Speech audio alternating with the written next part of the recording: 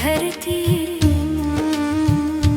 पर आज फिर भोर की पहली किरण पड़ी तो मन में वही मधुर धड़कन जागी। जैसे राधा रनों के नाम की सुगंध हवा में बह रही हो और कान्हा की मुरली की कोई मधुर तान धीरे धीरे मेरे भीतर उतर रही हो।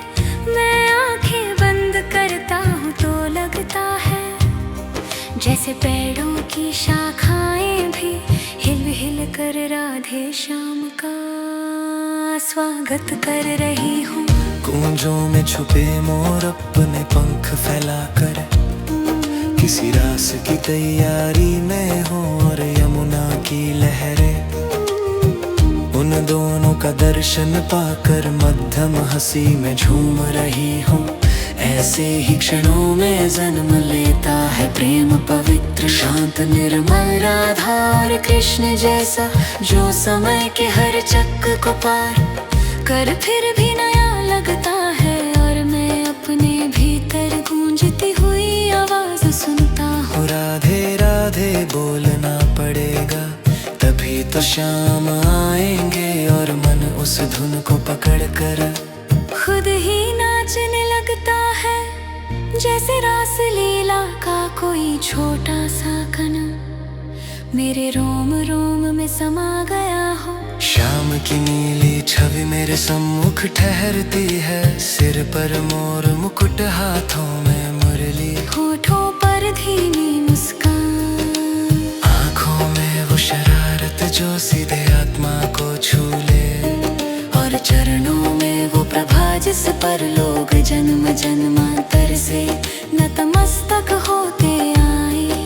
और राधा शांत सौम्य स्नेहमयी जिनके नेत्रों में दुनिया का सबसे निर्मल प्रेम बसता है, जिनके नान जैसे कमल की पंखुड़ियां, जिनकी चाल जैसे पवन में झूलती बेले, जिनकी मुस्कान में वहाँ शक्ति जो दुख को छूते ही पिघला देती है।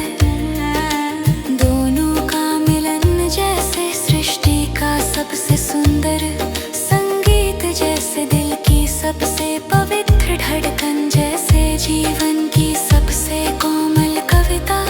और मैं मन ही मन पुकारता हूँ, हे राधे हे माधव मेरे जीवन को भी अपने प्रेम से भर दो, मेरी सांसों में भी अपनी मुरली की तान भर दो, मेरे हृदय में भी वही रास लीला का उल्लास जगा दो, जिसे सुनते ही कोई भी आत्मा झूम उठती है।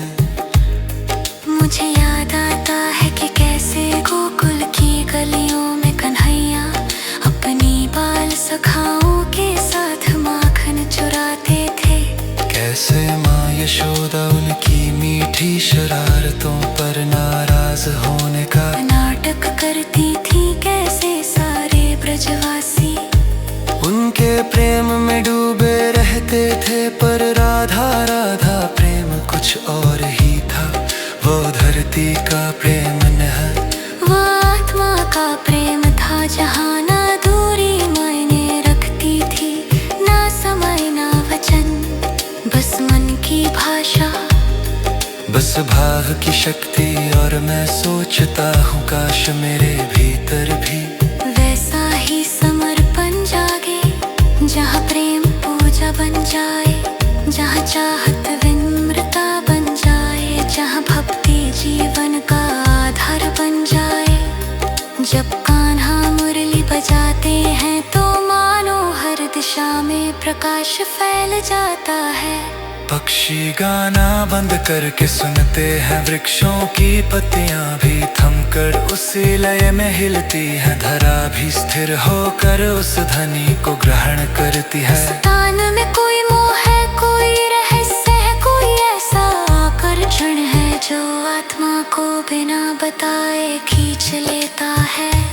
और जब राधा उस तान को सुनती है तो लगता है जैसे फूल अपने आप खिलते जाते हो, उनके कदम खुद ब खुद उस दिशा में बढ़ते हो, जहाँ से धुन आती है और संसार का हर भार, हर चिंता, हर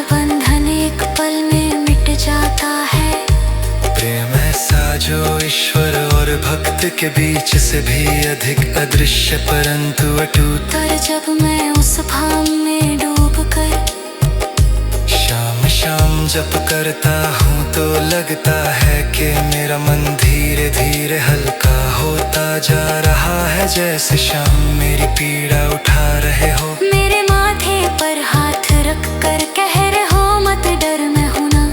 वही शांत स्वर, वही प्रेम, वही करुणा, वही अपनापन जो सिर्फ कृष्ण में मिलता है। और जब मैं राधे राधे उच्चारित करता हूँ तो मेरे चारों ओर किसी दिव्य ऊर्जा का अनुभव होता है। जैसे राधा की कृपा मेरे दुखों को पिघला रही हो, जैसे उनके नाम मेरे मन पर अमृत बरसा रहे हो। राधा की ही शक्ति है जो प्रेम को पूजा में बदल देती है, और कृष्ण की ही शक्ति है जो उस पूजा को आनंद के रूप में लौटा देती है। इसलिए तो कहा जाता है राधा बिना कृष्ण अधूरे, कृष्ण बिना राधा अधूरे। जैसे धुन बिना शब्द नहीं, जैसे दीप बिना ज्योति नहीं, जैसे जीवन बिना सांस नहीं। ऐसे ही राधे श्याम का नाम जुड़कना बूढ़ होता है। हर मन सपूरता का हक न जिन्हें मन में अखरना चाहता हूँ। ये श्याम मुझे अपनी मुरली के पैरक का के बना लो। है राधे ने चेतना कलरा का संश दे दूर मैया पोका हरा सपान कहता हूँ। जहाँ ना पाए दुख होता है, मह भैना मोह किस दिए काम है साकर होता है। जिसमें राधा भगवान के पेरों को जाता है। पर किस्म पे मैं की कराऊं अपना पे है और बारिश पे मेरी तहलीक है उपका हो जा रहा है। जैसे श्याम मेरी पीड़ा उठा रहे हो, मेरे माथे पर हाथ रख कर कह रहे हो मत डर मैं हूँ ना। वही शांत स्वर, वही प्रेम, वही करुणा, अपनापन जो सिर्फ कृष्ण में मिलता है। और जब मैं राधे राधे